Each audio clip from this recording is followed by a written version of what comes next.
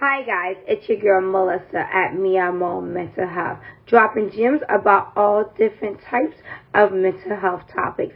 Now, if you're interested in anything, any topic you want me to cover, please leave a comment, please subscribe, please share, please be interactive, and let's all heal together during this healing journey. Have a great day. So in this video, as you know, my name is Melissa, Miyamo Mental Health, and you know, the creator, CEO of it. So today I want to discuss relationship traumas. I know we talk about narcissists. I know we talk about all the levels of narcissistic manipulation, also with like the delusions, and all of these things that come into play when dating a narcissist. Of course, that is true, which is also relationship traumas. But we want to focus more so today, not just on the narcissistic behavior, but what are relationship traumas and how do we get into these relationship traumas? A lot of us will be unaware that we are in a trauma bond with a person because we normalize it. But the reason is, why do we normalize it? Why do we think a relationship that's unhealthy for us appears to be healthy for us? Well, going back to your childhood, more than likely, I'm not saying this is the case for everyone, but more than likely, one of your parents or someone that you love also made you feel in a way that you wasn't worthy enough, or they use a tactic of guilt and shame in order to earn love. Let's say, for example, this is just an example so that way you can have an idea of what I mean. So let's say, for example, you have a parent that's very neglectful. Let's say they just overwork. And that happens. But let's say for a child, they don't understand that. So the parent is never around the child because the parent is constantly overworked. By the time the adult returns to the home and the child wants to play, or the child misses their mom or their dad, and they want to just hug and just hang out, the parent will let them know, like, hey, I'm too tired for this. I'm so exhausted. You don't understand. And then it pushes the child away. So what are you teaching the child? That you don't have time for that child, that your work and stuff comes first. And how do you guilt and shame the child? Well, you want to have this nice roof over your head, you want food on the table, I gotta take care of you, I'm responsible for you, so I have to work. Then it's projected onto the child, putting blame and guilt and shame. I'm not saying that parents are doing this intentionally, but this is what's happening.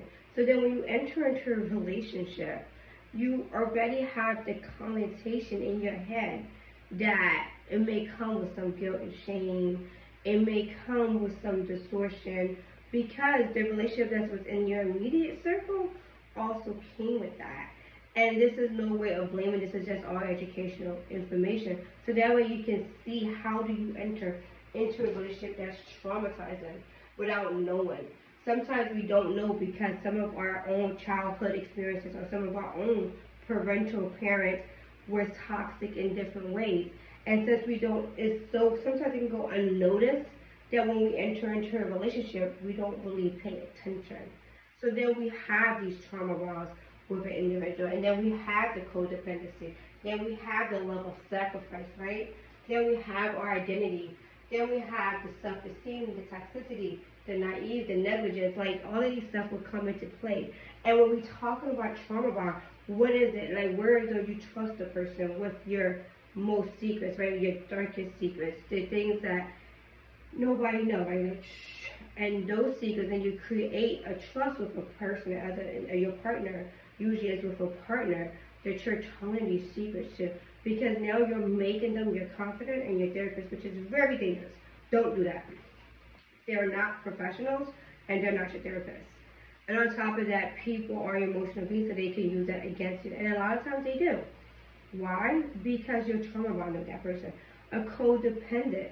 So it's just like a child is dependent on their mom for like food, salvation, and just guidance, or their father.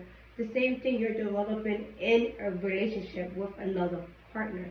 You start to become codependent on that individual because you don't have your own independence. So what's happening is you as a child never developed your identity fully.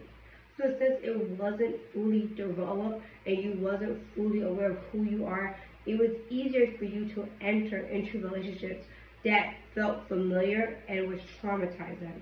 In addition, if you have a parent that constantly puts you down, made you feel bad, if you enter into a relationship with a partner and they're doing the same behavior, how will you recognize that as difference? And what I mean by putting it down, it could be in the slightest form. It could be as simple as, oh, you're clumsy. Oh, you're constantly like moving things around. Oh, like those little passive things that would enter into a relationship when you're with your partner. Whereas though it may not be outright, emotionally damaging, but since anything is considered damaging and you don't know because of your childhood, you start to normalize it. Oh, like, he's just saying some things or she's just saying some things. No, no. If you grew up with healthy parents, you will automatically know that you do not talk to your partner in a negative manner because that can break a person's self-esteem, identity. And a lot of us will start to form our identities through our partner. So that's where the codependency comes into play because we're putting so much emphasis on our partner, whereas though we're creating a codependency on that individual. We want to spend all our time with that person. We want to tell them all our problems. We want to connect with them. And it's like, that's great, but you got to have other outlets. And when you're forming these trauma bonds with this person, that person may not be the best fit for you to develop. And in addition, when you're in a relationship, you should never enter it out of codependency, out of trauma bond, out of low self-esteem. Because if these things are not worked on individually, then when you enter into a relationship, it's going to be easily able, like the person that you're with can use that to exploit you in so many different ways. Whereas though you may become dependent on them. Like let's say you have self-esteem issues and you're constantly dependent on them to tell you you're beautiful, you're perfect, or give you that reassurance that you need to give to yourself that you never got as a kid. Love, if you think about love and we think that love is sacrifice because your mother was teaching you early on, like I have to put food on the table, and then like basically she had to sacrifice her time to take care of you, and she made you feel guilt and shame as a child. So when you enter into a relationship, you want to think that love always comes with sacrifice. Sacrificing your identity, sacrificing your time, sacrificing your money in so many different ways, not understanding that love is unconditional. And that love doesn't always equate sacrifice. Love, not the sacrifice that you have to compromise who you are in order to be with that person. Not the sacrifice that you have to give up certain things or parts of you in order to be with that person. But a lot of people will enter into relationships like this, whereas though a person would question another individual's character, they would make them feel bad. If a person is, expressing their emotions, if a person is, sometimes expressing anger, a partner would be like, oh, this is why I can't be with you because you're too difficult. I can't be with you because you're always angry, which is deceiving because a person that loves you will want to understand you. They will not use that as a tactic to exploit you or to more emotionally damage you. Make certain that when you are entering into healthy relationships, that you understand what is healthy. Because if you do not understand what is healthy, you will find yourself in more confusion, more delusions, more illusions with this person. And this person will have more of an upper hand to exploit your mind. And it is emotional abuse by no means, and mental abuse that these people are using in order to gain control. Unfortunately, relationships should not be about control, but in society and in this era, that's what we're seeing more so. It could be from the female side, it could be from the male side, but regardless of what, that's not love. Love is not based off of control.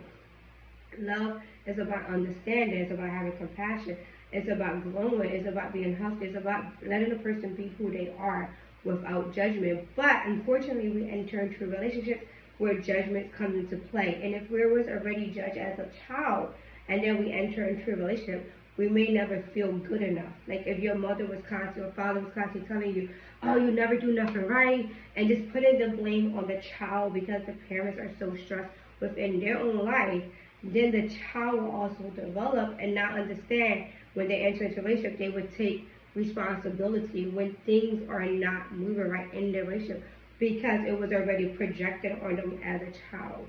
So relationship traumas, be careful with them because sometimes we don't always see them. This is why it's important to get with a good clinician that's unbiased, that can guide you during these process if you think you're in something that can be feeling like some type of trauma, or to just get a second lens on things.